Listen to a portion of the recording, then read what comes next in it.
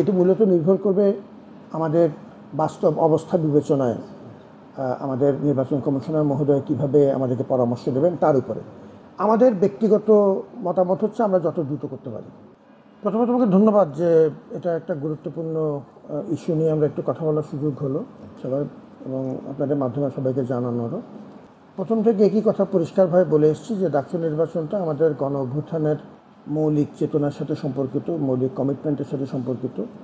এটি মানুষের অধিকার এবং মত প্রকাশের স্বাধীনতার মূল্যবোধ সেটিকে প্রতিফলন করে। অতএব এটির ব্যাপারে আমরা বদ্ধপরিকর, প্রথম থেকে একই কথা বলেছি। ডিসেম্বর থেকে প্রস্তুতি নিচ্ছি এবং নির্দিষ্ট পদ্ধতি অনুসরণ করেই এটি আমরা করব।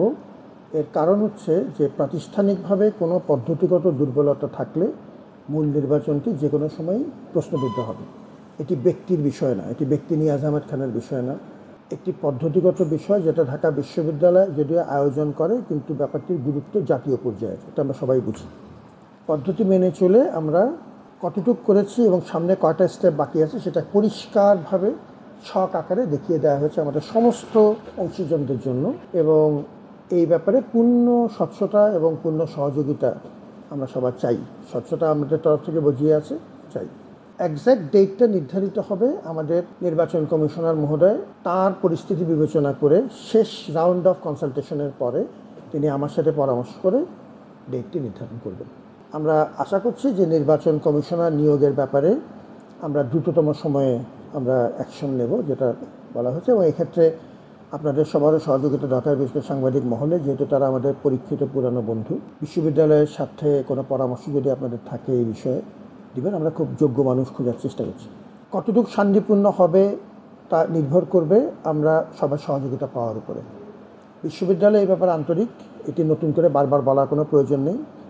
যার যার ব্যক্তিগত বিশ্বাস নিয়ে তিনি সেটাই দেখবেন। আমরা আমাদের তরফ থেকে কোনো কিছু লুকাচুরি নেই।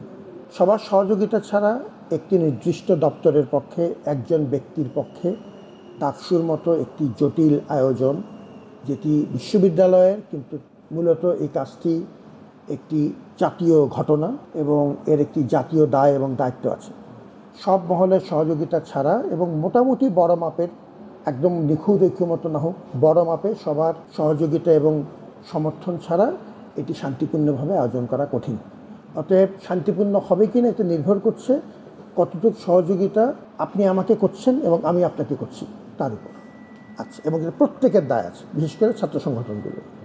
এরপরে যেটি আমরা বলতে চাচ্ছি ডাকসুর প্রসঙ্গে, সেটি হচ্ছে যে আমরা তথ্যের অবাধ প্রবাহ নিশ্চিত করতে যাচ্ছি। এখন যেরকম প্রত্যেক সপ্তাহে সপ্তাহে তথ্য জানিয়ে দিচ্ছি, ডাকসুর ব্যাপারে আমরা নিয়মিতভাবে তথ্যগুলো জানাতে থাকব।